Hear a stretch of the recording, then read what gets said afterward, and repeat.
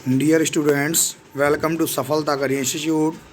दोस्तों, first time जब super TET के पेपर्स वगैरह आयोजन हुआ था, तो पहले कुछ आपको प्रीवियस ईयर्स के क्वेश्चनों से इंट्रोड्यूस करा देते हैं और किस टाइप के जीएस से संबंधित क्वेश्चन आए थे उनके बारे में चर्चा करते हैं आप लोगों से। तो दोस्तों, पहला क्वेश्चन है आपका, उस विटामिन का नाम क्या है जिसके आहार में कमी से स्कर्वी रोग हो जाता है। उस विटामिन का क्या नाम है जिसके आहार में कमी से स्कर्वी रोग हो जाता है। दोस्तों, तो ये तो आपको मालूम होगा, बहुत ही सिंपल सा क्वेश्चन है। यह एक ऐसा टॉपिक है कि ग्रुप डी से लेकर के अवर लेवल तक जितने भी एग्जाम हुए हैं दोस्तों, यह क्वेश्चन सभी में लगातार आता है। तो आपको मालूम है कि जिसकी कमी से स्कर्वी रोग होता है, राइट आंसर दोस्तों क्या हो जाएगा, विटामिन सी। आप सबसे पहले जान लेते हैं कि विटामिन सी के कैसे क्वेश्चन बनते हैं, या विटामिन जैसे सीरीज से किस तरीके क्वेश्चन। अब आप ये मान के लिए कि सुपर टेट स्टार्टिंग जब हुई 68,500 की वैकेंसी में, उस समय ऑप्शंस नहीं हुआ करते थे। आपको रिटन में लिखना था, थ्योरेटिकल में अर्थात लिखना था। तो उस समय अगर ये आपको याद थे क्वेश्चन तो आप कर ले जाते, अदरवाइज करना बड़ा मुश्किल होता। आजकल क्या है, मल्टीप्लस चॉइस क्वेश्चन मिल जाते हैं, अर्थात आपको मालूम है कि क्वेश्चन आंसर सेम रहते हैं। उसमें बस ये चुनना रहता है कि कौन से क्वेश्चन का कौन सा आंसर सही होगा। क्लियर। अब सबसे पहले ये जानना जरूरी कि विटामिन के कौन से क्वेश्चन आते हैं। तो विटामिन के क्वेश्चनों की सीरीज में आपको मालूम अच्छी तरीके कि विटामिन के क्वेश्चनों में, विटामिन के क्वेश्चन में लगातार विटामिन से संबंधित क्वेश्चन आने ही आने से मान के लिए, चाहे हम विटामिन सी की बात करें, ए की बात करें, बी की, एनी अदर जिसकी भी बात करेंगे, तो जब इंडिविजुअल विटामिन की सीरीज लेकर के आएंगे तो उसमें श्योर आपको बताएंगे, पूरी डिटेल उसमें चर्चा करेंगे कि विटामिन का कैसे क्या सिस्टम है। लेकिन इससे पहले ये जानना ज़रूरी है कि जो ये विटामिन सी की अगर हम बात करें तो सबसे पहले जानना ये जरूरी है कि विटामिन सी का केमिकल नेम क्या होगा। विटामिन सी का केमिकल नेम दोस्तों हो जाएगा एस्कॉर्बिक एसिड। क्या हो जाएगा दोस्तों, एस्कॉर्बिक एसिड। क्लियर। अब आपको यह मालूम कि एस्कॉर्बिक एसिड की कमी से होने वाली कौन सी डिजीज है। अब भी राइट आंसर दोस्तों क्या हो जाएगा, स्कर्वी। ये भी सिविल वगैरह में भी नियर अबाउट 2016 में पूछा गया था। बहुत ही सिंपल क्वेश्चन है। इसके हमेशा स्रोत की अगर हम बात करें, इसके सोर्स हमेशा लगातार पूछा हुआ, किसके उत्तम स्रोत क्या हैं। तो ये कभी क्या होता है कि कभी की स्थिति इसकी ये बनती कि कभी तो इसके सोर्स की बात करते हैं और कभी इससे होने वाले डिजीज़ की बात करते हैं। तो थोड़ा सा ये जानना ज़रूरी है कि कब इसके सोर्स की बात करेंगे तो उसका उत्तम सोर्स क्या होगा। तो आपको यह जानना जरूरी, इसका उत्तम सोर्स है दोस्तों खट्टे फल, अर्थात सिट्रस जो फ्रूट होते हैं वो ऑलरेडी क्या होते हैं, विटामिन सी के उत्तम स्रोत होते हैं। राइट आंसर आपका हो जाएगा आंवला। क्या हो जाएगा, आंवला। चलिए नेक्स्ट क्वेश्चन की तरफ बढ़ते हैं। आप लोग विशेषकर विटामिन के टॉपिक को मत छोड़िएगा, बायोलॉजी का मोस्ट इम्पोर्टेंट टॉपिक है जो कि विटामिन है, उसमें से क्वेश्चन श्योर बनना ही बनना है। नेक्स्ट क्वेश्चन की तरफ बढ़ते हैं। अगला क्वेश्चन है आपका विशेष आहरण अधिकार। What is known as paper gold, अर्थात पेपर गोल्ड किसे कहा जाता है। पेपर गोल्ड किसे कहा जाता है, तो आपको यह जानना जरूरी है कि पेपर गोल्ड किसे कहते हैं। तो पेपर गोल्ड, ये क्वेश्चन जो आपका इकोनॉमी का क्वेश्चन किसका है, इकोनॉमी। अर्थात यह क्वेश्चन जो है इसे कहते हैं एसडीआर, अर्थात विशेष आहरण अधिकार के नाम से इसे जाना जाता है, इसे कहते हैं पेपर गोल्ड। क्लियर।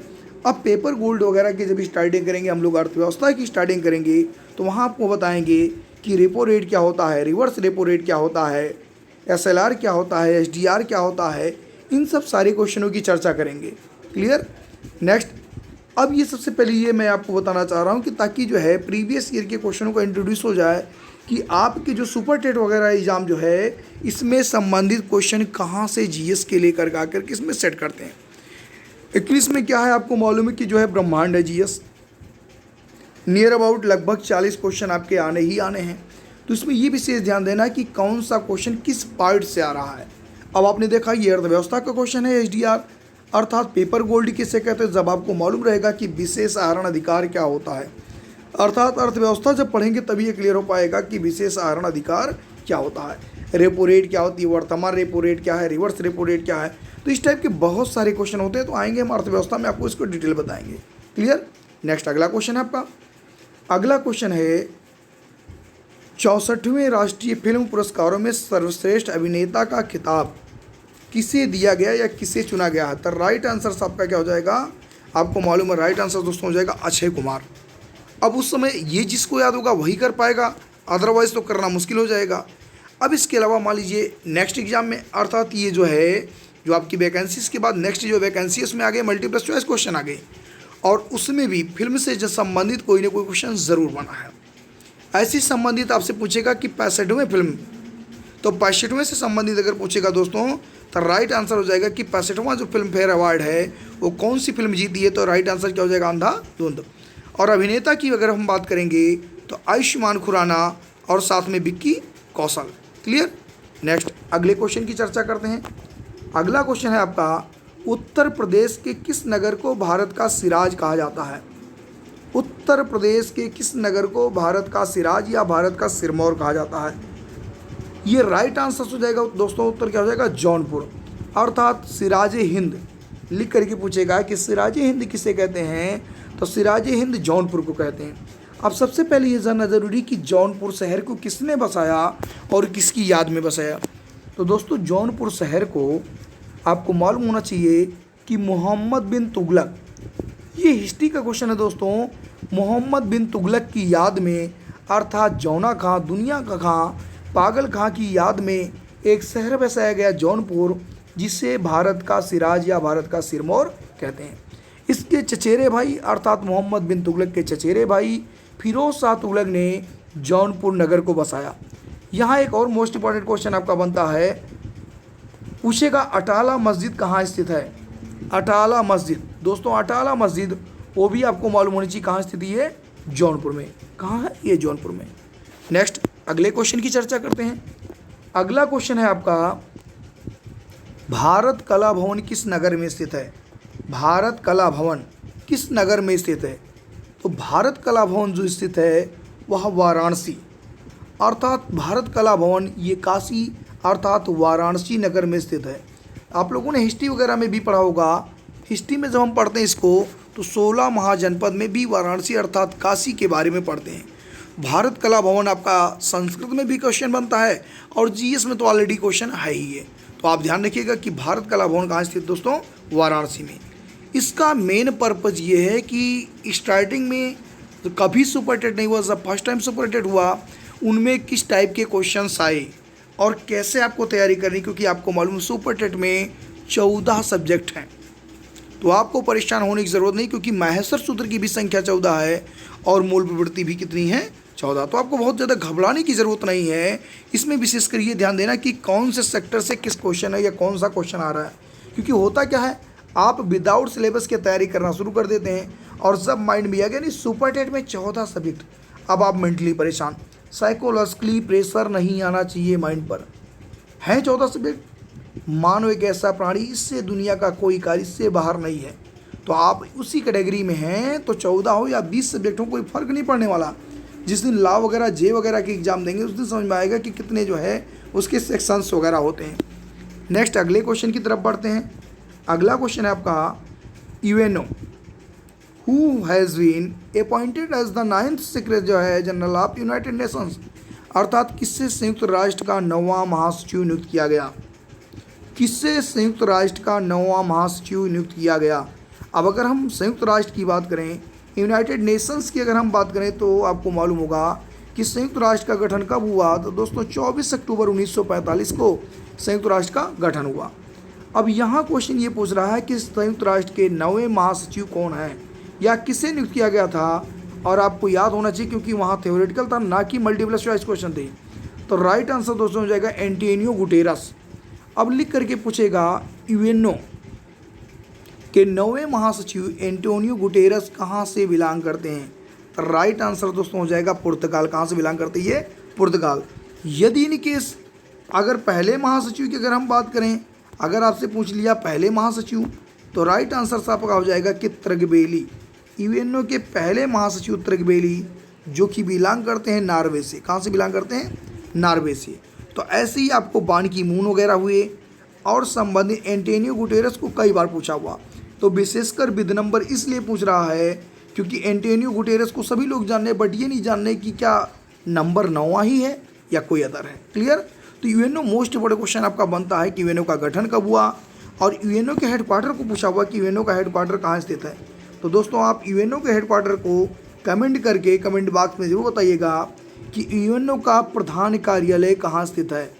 और यूनाइटेड नेशंस ऑर्गेनाइजेशन से संबंधित कितने देश हैं, सदस्य क्या हैं, इसके पार्ट कितने हैं, क्योंकि आपने देखा होगा बीटीसी अर्थात डीएलएड एग्जाम में ये भी पूछा था यूएनओ के टोटल पार्ट कितने हैं, 6 पार्ट हैं। यूएनओ की आधिकारिक लैंग्वेज कितनी है, तो 6 है। आपको ये सब क्वेश्चन आपको रटे होने चाहिए, क्योंकि ये सब क्वेश्चन हमेशा अर्थात यूएनओ चार्टर से संबंधित क्वेश्चन लगातार आ रहे हैं, कोई ना कोई हेडक्वार्टर्स जरूर पूछा जा रहा। क्लियर। नेक्स्ट अगले क्वेश्चन की तरफ बढ़ते हैं। अगला क्वेश्चन आपका, अपनी किस पुस्तक के लिए रविन्द्रनाथ टैगोर को नोबेल पुरस्कार मिला, यानी उनकी कौन सी ऐसी कृति थी, कौन सी ऐसी रचना थी जिसके लिए उन्हें नोबेल पुरस्कार से सम्मानित किया गया। और नोबेल पुरस्कार के बारे में दोस्तों आप लोग जानते हैं कि अल्फ्रेड नोबेल की स्मृति में दिया जाता है, और यह गुरुदेव को, रविन्द्रनाथ टैगोर जी का एक नाम है गुरुदेव, क्या नाम है, गुरुदेव। तो आपने सुना होगा, देखिए आप जो है आप लोग पेपर वगैरह देते हैं तो उसमें हिंदी में भी क्वेश्चन लगातार ये बनता है, और वैसे जीएस में तो ये कम जो है आना ही आना से। और तो यदि अगर आपसे पूछेगा कि गुरुदेव को किस कृति के लिए जो है नोबेल पुरस्कार यानी सन 1913 में नोबेल पुरस्कार से सम्मानित किया गया, तो राइट आंसर दोस्तों हो जाएगा गासे गुरुदेव गासे गीतांजलि। अर्थात गीतांजलि एक ऐसी कृति है जिसके लिए रविन्द्रनाथ टैगोर अर्थात गुरुदेव को नोबेल पुरस्कार से सम्मानित किया गया। क्लियर। नेक्स्ट अगले क्वेश्चन की तरफ बढ़ते हैं, और आपको सन भी याद होना चाहिए, सन बहुत ज़रूरी है। कभी तो ये पूछेगा कि किस कृति के लिए मिला, और कभी ये पूछेगा कि कब मिला, तो ये जानना जरूरी है कि कब मिला, तो आप विशेष ध्यान देंगे 1913। क्लियर। नेक्स्ट अगला क्वेश्चन आपका, अगले क्वेश्चन की चर्चा करते हैं। भारतीय नौसेना में पहली महिला पायलट, भारतीय नौसेना में पहली महिला पायलट, तो भारतीय नौसेना की अगर हम बात करेंगे उसमें पहली महिला पायलट, अर्थात यदि कोई क्वेश्चन यानी महिला को इंडिकेट करके अगर पूछेगा तो वो क्वेश्चन 100% आने के चांस रहेंगे। यानी भारतीय नौसेना में पहली महिला पायलट कौन है, तो राइट आंसर हो जाएगा शुभांगी स्वरूप। कौन है, शुभांगी स्वरूप, यानी पहली बार किसी महिला का नाम। तो ये ऐसे क्वेश्चन टाइप के अगर होंगे तो विशेष फोकस करिएगा, वो क्वेश्चन आने से और हैं। और ऐसे क्वेश्चन यानी भारतीय नौसेना में पहली महिला पायलट, तो आपको मालूम होना चाहिए सब जो है शुभांगी स्वरूप। ऐसी अवनी चतुर्वेदी को पूछा था, अवनी चतुर्वेदी को पूछागा, तो थोड़ा दिमाग में ये रखना कि पहली महिला अगर कोई होंगी उनको विशेषकर फोकस करिएगा। ऐसे टाइप के क्वेश्चन ये बनने ही बनने हैं, घबराने की कोई ज़रूरत नहीं है। बहुत ही सिंपल पेपर आते हैं और अच्छे मार्क्स गेन कर सकते हैं, बस आप सिस्टमेटिक पढ़ाई करते रहें। क्वेश्चन को हमेशा यानी प्रैक्टिस बहुत ज़रूरी है। कितनी भी तैयारी आप कर लें, विदाउट प्रैक्टिस कोई चांस नहीं। लगातार प्रैक्टिस करते रहेंगे तो होना से मान के चलिए आप। नेक्स्ट अगला क्वेश्चन है आपका, अगस्त 2017 में फिल्म प्रमाणन बोर्ड का नया अध्यक्ष किसे नियुक्त किया गया था। तो अगस्त की बात करेंगे, ये तो पुराने क्वेश्चन। आप सोच रहे हैं कि पुराने क्वेश्चन की चर्चा आप क्यों कर रहे हैं 2017 की। सबसे पहले मैं क्वेश्चनों से इंट्रोड्यूस कराना चाह रहा हूँ कि आखिरकार आपके सुपर टेट की तैयारी करने चले हैं तो किस किस सेक्शन से कहाँ किस पार्ट से क्वेश्चन आ रहे हैं, उसी सेक्शन से रिलेट करके पढ़ाई करते हैं, आगे उसी के चांस से रहते हैं। तो फिल्म प्रमाणन बोर्ड के अध्यक्ष की बात करेंगे तो पहले भी प्रसून जोशी थे, अब वर्तमान में भी प्रसून जोशी हैं फिल्म प्रमाणन के जो है बोर्ड के अध्यक्ष। 2017 में ज्वाइन किए, आज भी प्रसून जोशी हैं। और एक होता है FTII, तो वहाँ तो अनुपम खेर थे, उसके अलावा नए चेंज हो गए थे। लेकिन यहाँ अगर हम बात करेंगे CBFC की, अगर हम बात करेंगे central board of film certification, इसके चेयरमैन कौन है, तो राइट आंसर दोस्तों क्या हो जाएगा, प्रसून जोशी। या आपको ऐसा नहीं मिलेगा कि multiple choice question Prasoon Joshi हैं, अनूप खेर है, ऐसा कुछ नहीं है। आपको डायरेक्ट उसको जो है लिखना था। अब आप सोच लीजिए कि मेंस देना कितना टिपिकल था। अगला नेक्स्ट क्वेश्चन,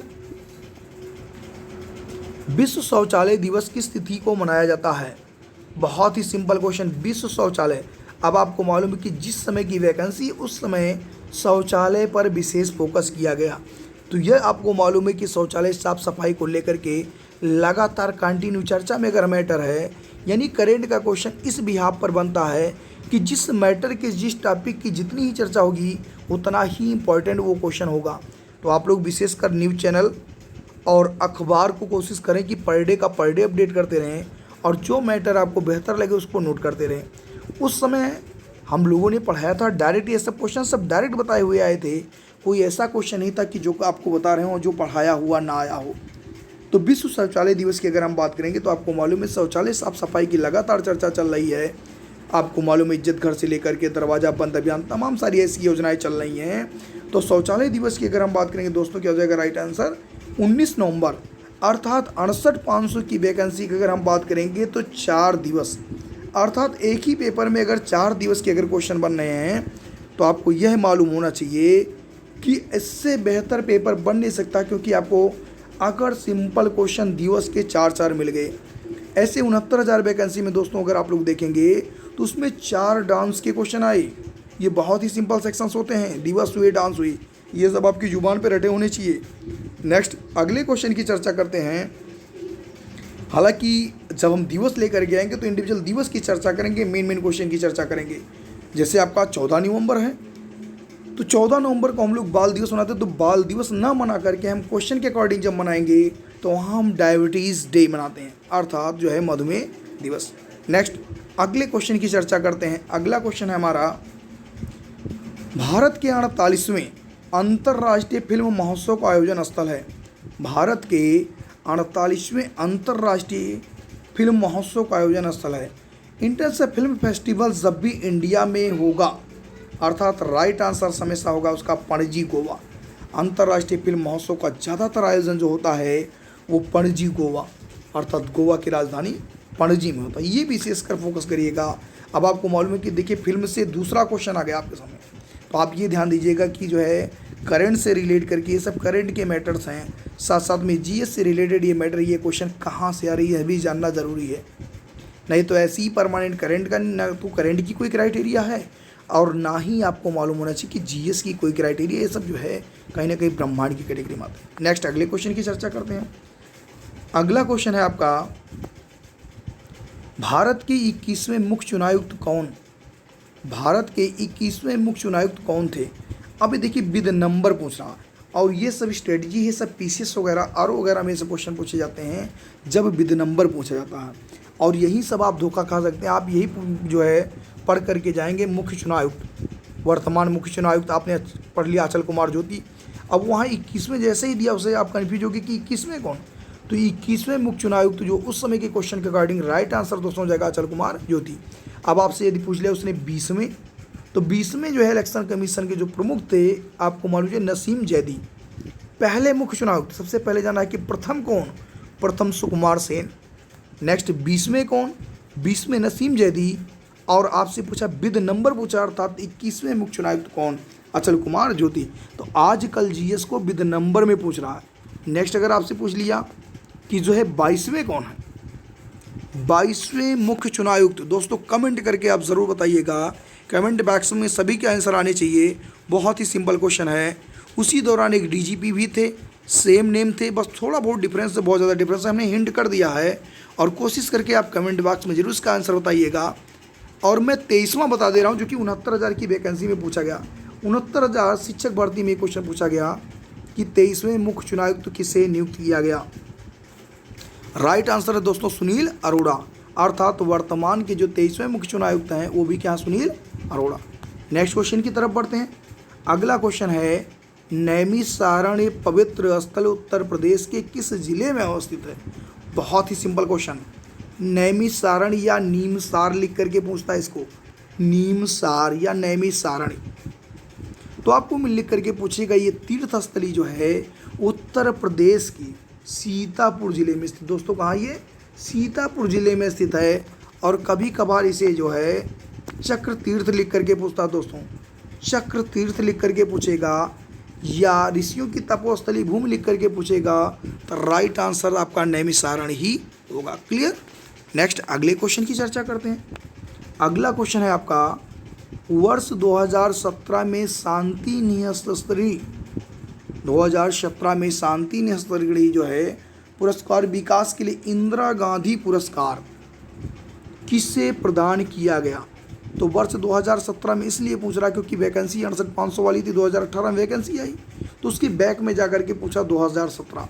और शांति की अगर हम बात करेंगे तो शांत कौन थे, तो आपको मालूम है इंदिरा गांधी की सरकार में शांत थे मनमोहन सिंह।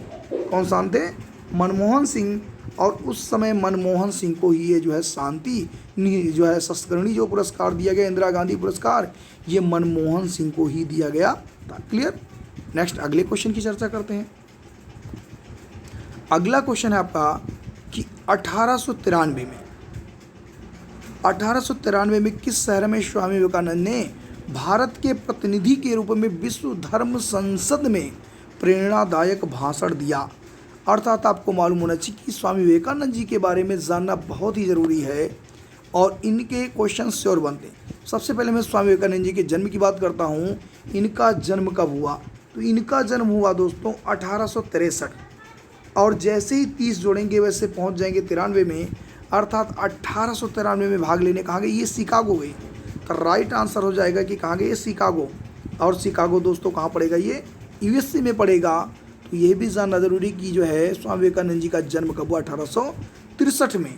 और ये शिकागो कब गए? मात्र 30 साल यानी 1893 में पहुँचे ये शिकागो, और विश्व धर्म संसद में सर्वप्रथम इन्होंने स्पीच दिया शिकागो यूएसए में। तो इस तरीके का स्वामी विवेकानंद जी से क्वेश्चन बनना ही बनना है, और बनता भी कई बार बना भी है। क्लियर। अगले क्वेश्चन की चर्चा करते हैं। अगला क्वेश्चन है आपका, विश्व मानवाधिकार दिवस किस तिथि को मनाया जाता है? मैंने बताया आप लोगों को कि 4 दिवस पूछे थे, 4 दिवस, और 4 दिवस मुझे नहीं लगता कि आप लोगों का गलत होना चाहिए। बहुत ही सिंपल क्वेश्चन। ये दिवस की अगर हम बात करेंगे तो विश्व मानवाधिकार दिवस, the world human rights day के सेलिब्रेट करने की बात करेंगे तो 10 दिसंबर को। कब सेलिब्रेट करते हैं? 10 दिसंबर को। और आपको मालूम है 10 दिसंबर 1948 वगैरह को इसको गठन हुआ था। और ह्यूमन राइट्स से जुड़े हुए क्वेश्चन हमेशा बनते हैं। मानवाधिकार के अध्यक्ष की हम बात करेंगे, या मानवाधिकार आयोग का अध्यक्ष कौन बन सकता है, इस टाइप के भी क्वेश्चन आते हैं। तो अगर हम बात करेंगे राष्ट्रीय मानवाधिकार के आयोग की, अगर हम दोस्तों अध्यक्ष की अगर हम बात करेंगे तो वो सुप्रीम कोर्ट का रिटायर्ड जजेस, सुप्रीम कोर्ट का रिटायर्ड जो जजेस होता है वह बनता है। क्लियर। और राज्य मानवाधिकार आयोग की अगर हम बात करेंगे तो हाई कोर्ट के दोस्तों जो रिटायर्ड जजेस होते हैं वो बनते हैं। क्लियर। नेक्स्ट अगले क्वेश्चन की तरफ बढ़ते हैं। अगला क्वेश्चन है आपका, एवरेस्ट की बेटी पुस्तक का लेखक या लेखिका? एवरेस्ट की बेटी पुस्तक का लेखक या लेखिका कौन है? तो आपको मालूम चाहिए एवरेस्ट की बेटी। राइट आंसर तो आपको इसमें लिखा हुआ है उत्तर में अरुणिमा सिन्हा। लेकिन उस समय जब ये एग्ज़ाम के दौरान की बात, एक मोटिवेशन में स्पीच दे रहा था, उसी दौरान मैंने जो है अरुणिमा सिन्हा की चर्चा की थी। अरुणिमा सिन्हा आपको मालूम है कि आपके अम्बेडकर नगर जिले से बिलोंग करती हैं। और अरुणिमा सिन्हा की अगर ऑटोबायोग्राफी पढ़ेंगे तो बड़ा ही संघर्ष जीवन में रहा, और संघर्ष करते करते आज भी विंसन मैसिफ वगैरह चोटियाँ, एकांगा गुआ वगैरह की चोटियों को इन्होंने फतह कर लिया है। तो इन्हें जिन्होंने एक पुस्तक लिखी, उस पुस्तक का नाम है एवरेस्ट की बेटी। और एवरेस्ट की बेटी पुस्तक जो है लिखने वाली है, राइट आंसर क्या हो जाएगा दोस्तों? अरुणिमा सिन्हा। या लिख करके ऐसा भी क्वेश्चन बन सकता है कि एवरेस्ट की बेटी नामक पुस्तक की लेखिका अरुणिमा सिन्हा उत्तर प्रदेश के किस जिले से बिलोंग करती है? तो दोस्तों राइट आंसर क्या हो जाएगा? अम्बेडकर नगर। क्या हो जाएगा? अम्बेडकर नगर। क्लियर। अगला क्वेश्चन, कांडला बंदरगाह का हाल ही में परिवर्तित नया नाम? कांडला, कांडला एक ज्वारीय बंदरगाह। कैसा बंदरगाह दोस्तों? एक ज्वारीय पत्तन है, अर्थात ये ज्वारीय बंदरगाह है। और कांडला है ऑलरेडी कहाँ? तो कांडला आपको मालूम है कि ये कहाँ स्थित है दोस्तों? ये गुजरात में। कहाँ है? गुजरात में। तो कांडला बंदरगाह का हाल ही में परिवर्तित नया नाम, हाल ही का मतलब करेंट की चर्चा हो रही है, और वो भी कब की? 2017-18 की चर्चा हो रही है। तो हाल ही में यानी जिस समय ये चेंज हुआ था उस समय कांडला बंदरगाह का नया नाम बदल करके दीनदयाल उपाध्याय बंदरगाह कर दिया गया था। दीनदयाल उपाध्याय बंदरगाह इसका नाम कर दिया गया था। या लिख करके पूछे कि दीनदयाल उपाध्याय बंदरगाह जो नाम पड़ा, ये किस बंदरगाह का नाम चेंज करके, तब भी क्या हो जाएगा दोस्तों? राइट आंसर हो जाएगा आपका कांडला, जो कि एक ज्वारीय पत्तन है, और ये कहाँ स्थित है? गुजरात में। तो जो भी नए नाम वगैरह चेंज होते हैं, इस टाइप के क्वेश्चन श्योर बनते हैं। जैसे आजकल मान लीजिए अलीगढ़ की हम बात करेंगे, हरिगढ़ हो गया, अटल चौक वगैरह की बात करेंगे, तो जो इस टाइप के फैज़ाबाद अयोध्या होगा, तो इस टाइप के जो नाम वगैरह चेंजेस हो रहे हैं तो वहाँ विशेषकर फोकस करिएगा, इस टाइप के क्वेश्चन बनने के चांसेज हैं। नेक्स्ट क्वेश्चन आपका है, नेक्स्ट क्वेश्चन है आपका, स्वच्छ सर्वेक्षण 2017 के अनुसार भारत का सबसे स्वच्छ शहर कौन सा है? तो स्वच्छ सर्वेक्षण 2017 की हम बात करें, 2018 की बात करें, 2019 की बात करें या 20 की बात करें, राइट आंसर्स आज भी वही सेम है। राइट आंसर्स आपका आज भी वही सेम है। वो भी क्या है आपको मालूम है जी, इंदौर मध्य प्रदेश। यानी भारत का सबसे स्वच्छ शहर जो है इंदौर मध्य प्रदेश। और राजधानी की अगर हम बात करेंगे तो भोपाल हो जाएगा। तो विशेषकर आप ध्यान दीजिएगा कि भारत का सबसे स्वच्छ शहर कौन है, इंदौर। और ये सब डायरेक्ट आपको क्वेश्चन लिखने थे, अर्थात थ्योरेट के लिए नहीं, डायरेक्ट लिखने थे, आपको लिख कर ही इंडिकेट करना था। क्लियर। नेक्स्ट अगले क्वेश्चन की चर्चा करते हैं। विद करंट आएंगे तो कई क्वेश्चन आपको बताएंगे। अगला क्वेश्चन है आपका बहुत ही सिंपल क्वेश्चन, आप भी कर सकते हैं बड़े आराम से, कि किस ग्रह को या कौन से ग्रह को लाल ग्रह कहा जाता है। बहुत ही सिंपल क्वेश्चन हो सकता है, लिख करके पूछे कि जो है मार्स ग्रह किस ग्रह को कहा जाता है, तो मार्स ग्रह इसी का नाम है। मार्स ग्रह अर्थात लाल ग्रह जो है किसे हम कहते हैं, तो लाल ग्रह आप याद रखिएगा कि मंगल ग्रह को ही लाल ग्रह कहते हैं। अब लिख करके पूछेगा कि मंगल ग्रह के क्या कोई उपग्रह भी हैं, तो मंगल ग्रह के आपको मालूम हो फोबोस और डीमोस, फोबोस और डीमोस। और इससे अंग्रेजी में कहते हैं मार्स। इसे अंग्रेजी में दोस्तों क्या कहेंगे, मार्स। आएंगे ग्रह वगैरह के जो टॉपिक लेकर के ग्रह के बारे में डिटेल बताएंगे। और ग्रह से कोई ना कोई क्वेश्चन आपका बनना ही बनना है, चाहे ये मंगल की हम बात कर लें या पृथ्वी की बात कर लें, तो इस टाइप के क्वेश्चन आपके बनते ज़रूर हैं। शनि की बात कर लें। अब लिख करके पूछेगा कि सर्वाधिक उपग्रह किसके, वर्तमान का क्वेश्चन लिख करके पूछेगा कि निम्नलिखित ग्रहों में से सर्वाधिक उपग्रह किस ग्रह के हैं, तो राइट आंसर दोस्तों हो जाएगा शनि ग्रह। किसके, शनि। और इससे पहले किसके थे, सौरमंडल का सबसे बड़ा ग्रह बृहस्पति। सर्वाधिक ग्रह भी किसके थे, बृहस्पति के। तो ये थोड़ा सा विशेष याद रखिएगा, सर्वाधिक ग्रह वर्तमान में किसके हैं, तो राइट आंसर क्या हो जाएगा, सैटर्न हो जाएगा। क्या हो जाएगा, सैटर्न। क्लियर। नेक्स्ट अगले क्वेश्चन की चर्चा करते हैं। अगला क्वेश्चन आपका दोस्तों, हु रोट अकबरनामा। बहुत ही सिंपल क्वेश्चन। अकबरनामा पुस्तक किसने लिखी, कुछ नहीं करना, बहुत ही सिंपल क्वेश्चन।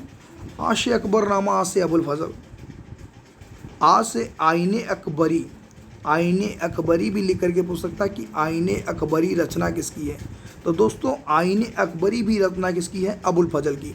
अकबरनामा अबुल फजल, आईने अकबरी अबुल फजल, ऐसे कई पुस्तकों के बारे में पूछता। बट अगर कहीं संयोग से बाबरनामा लिख करके आ गया, तो बाबरनामा में आप ये मत सोचे कि अदर किसी की है, बाबरनामा बाबर की ही है, अर्थात बाबर की खुद की ऑटोबायोग्राफी है। बाबरनामा लिखा किसने, बाबर ने लिखा। और किस लैंग्वेज में लिखा, ये भी क्वेश्चन है, मोस्ट बड़े क्वेश्चन दोस्तों। ये लिख करके पूछा हुआ तुर्की, कौन सी लैंग्वेज, तुर्की। तो विशेषकर ध्यान दीजिएगा कि बाबर द्वारा लिखी गई उनकी स्वयं की आत्मकथा जो है किस लैंग्वेज में है, फारसी है या तुर्की है, तो राइट आंसर क्या हो जाएगा, तुर्की। और इन्होंने इस बाबरनामा में जो है विजयनगर साम्राज्य के प्रतापी शासक कृष्णदेव राय के बारे में उल्लेख किया, यानी महानतम शासकों में उनका उल्लेख किया है। नेक्स्ट अगले क्वेश्चन की चर्चा करते हैं। अगला क्वेश्चन आपका, भारत की पहली पूर्णकालिक महिला रक्षा मंत्री कौन है। भारत की पहली पूर्णकालिक महिला रक्षा मंत्री श्रीमती निर्मला सीतारमण। उस समय के अकॉर्डिंग श्रीमती निर्मला सीतारमण हैं। अगर आपसे पूछे कि वर्तमान रक्षा मंत्री की अगर हम बात करेंगे दोस्तों, तो राइट आंसर क्या हो जाएगा, राजनाथ सिंह। क्या हो जाएंगे, राजनाथ। राज से रक्षा मंत्री। तो ये विशेषकर ध्यान देखना है आपको कि वर्तमान में कैबिनेट में जब चेंजिंग हुई है तो वहाँ सब सिस्टम अलग हो गए, नहीं तो वही आप पुराना रट के जाइए तो क्वेश्चन गलत होने के चांस रहेंगे। तो जितने भी करंट क्वेश्चन की चर्चा करेंगे हम जरूर इसके बारे में बताएंगे। और वित्त वगैरह की बात करेंगे तो निर्मला सीतारमण। चलिए नेक्स्ट क्वेश्चन की तरफ बढ़ते हैं। अगला क्वेश्चन है आपका, सूर्य मंदिर ओडिशा में किस स्थान पर स्थित है। काफ़ी लोग इसमें कंफ्यूज हुए क्योंकि इनको ये समझ में आ रहा है कि ये जो सूर्य मंदिर सन टेम्पल है ओडिशा में ही स्थित है, बट किस स्थान पर स्थित ये नहीं मैं इनको मालूम। कभी कभार लिख करके पूछता है कि कोणार्क का सूर्य मंदिर कहाँ स्थित दोस्तों, राइट आंसर हो जाएगा ओडिशा। और ओडिशा का सूर्य मंदिर कहाँ स्थित है, कोणार्क। यानी उस समय की लेटेस्ट 10 रुपये की नई नोट आई थी। हमारे जितने भी स्टूडेंट्स थे मैंने सभी को फोकस किया था कि ये जो नई नोटें आपकी आई हैं उनमें से संबंधित सिंबल जो इंडियन आर्ट एंड कल्चर को इंडिकेट कर रहे हैं वहाँ से कोई ना कोई क्वेश्चन बनना ही बनना।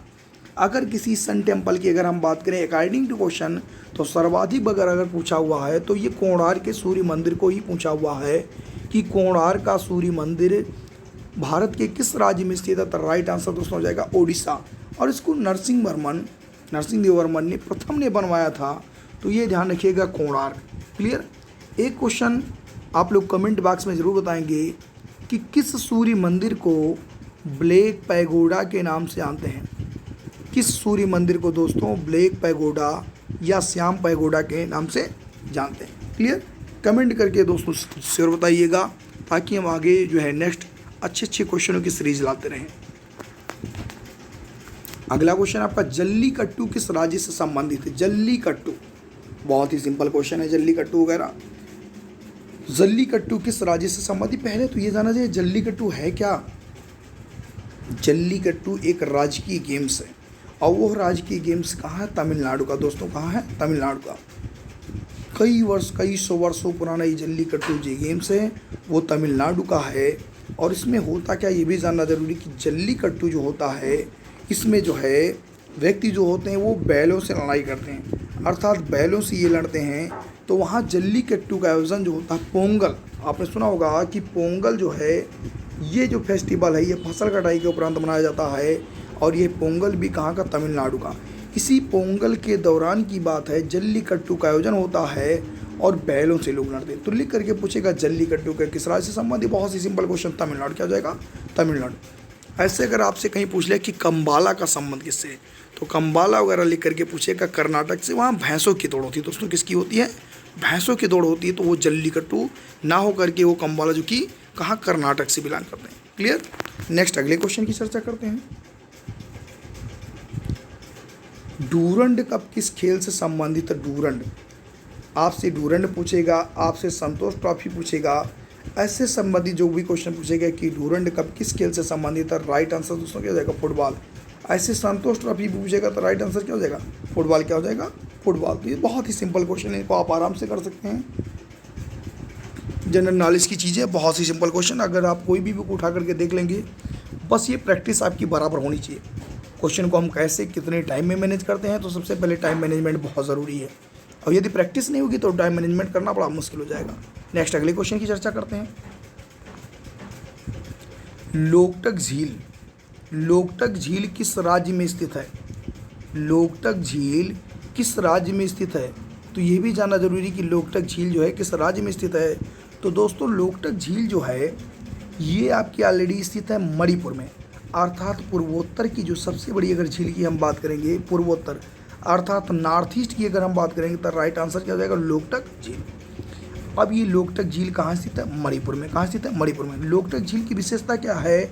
यहाँ संगाई हिरण पाए जाते हैं। क्या पाए जाते हैं दोस्तों। संगाई हिरण। ये कहाँ पाए जाएंगे। लोकटक झील में। और इस क्वेश्चन ये करंट का क्वेश्चन था, बस आया है मिसलिनियस में। करंट के क्वेश्चन की चर्चा ये करेंगे कि ये मॉन्टेक्स रिकॉर्ड में शामिल हुआ था। दोस्तों किस में शामिल होता। मॉन्टेक्स रिकॉर्ड में। तो मॉन्टेक्स रिकॉर्ड में उस समय जो ये प्लेस शामिल हुआ था। और लेटेस्ट में क्वेश्चन पूछा कि लोकटक झील भारत के किस राज्य में स्थित है। तो राइट आंसर दोस्तों क्या हो जाएगा। मणिपुर। मणिपुर से एक मोस्ट इंपॉर्टेंट क्वेश्चन और आपका है केबुल लामजाओ विश्व का पहला तैरता हुआ पार्क, उसका नाम है दोस्तों केबुल लामजाओ। क्या नाम उसका। केबुल लामजाओ। और यह केबुल लामजाओ जो है ये जो है आपका कहाँ है। ये भी कहाँ स्थित है। मणिपुर में। और संगाई हिरण भी दोस्तों कहाँ पाए जा रहे हैं। मणिपुर में। तो ये उस समय मॉन्टेक्स रिकॉर्ड में जो है आर्द्रभूमियाँ वगैरह पढ़ते हैं अगर आप इन्वायरमेंट में तो उसमें एक होता है मॉन्टेक्स रिकॉर्ड, उसके अंतर्गत इसे उस समय शामिल किया गया था। चलिए नेक्स्ट क्वेश्चन की तरफ बढ़ते हैं। अगला क्वेश्चन है आपका वर्तमान में सर्वाधिक उत्पादन करने वाला भारतीय। वर्तमान में सर्वाधिक चीनी उत्पादन करने वाला भारतीय राज्य कौन सा है। अब ये उस समय का ये करंट का क्वेश्चन था तो उस समय पूछा क्यों, ये भी जानना आपको ज़रूरी है कि वर्तमान में जब सर्वाधिक चीनी उत्पादन करने की हम बात करें, उस समय आंकड़े चेंज हुए थे, क्योंकि कई वर्षों से लगातार चीनी के मामले में महाराष्ट्र सर्वाधिक प्रोडक्शन करता था। बट जैसे ही आंकड़े चेंज हुए वैसे ही क्वेश्चन चेंज हो गए। यानी आप लोगों ने महाराष्ट्र रट रखा था, लेकिन उस समय आंकड़ा जो बता रहा था उसमें प्रोडक्शन सर्वाधिक करने वाला कौन हो गया था, उत्तर प्रदेश। अर्थात सर्वाधिक गन्ने वाले किसान उत्तर प्रदेश में, सर्वाधिक प्रोडक्शन करने वाली, सर्वाधिक प्रोडक्शन भी यही होता है, और सर्वाधिक गन्ना उत्पादन, सर्वाधिक चीनी के मामले में भी कौन हो गया, पहला स्थान उत्तर प्रदेश पहले भी था और आज भी है। ऐसे ही लिख करके क्वेश्चन आपसे पूछे, क्योंकि महाराष्ट्र कई वर्षों से आपने रट रखा था, क्वेश्चन चेंज हो गया, आप वहीं के वहीं रह गए और ये नया क्वेश्चन आ गया, आपको लगा नहीं सही है और आप वहाँ गलत करके आए। तो ये थोड़ा सा विशेष कर ध्यान दीजिएगा, ये सब अर्थव्यवस्था से संबंधित और अर्थव्यवस्था विद करंट ही पढ़ा जाता है।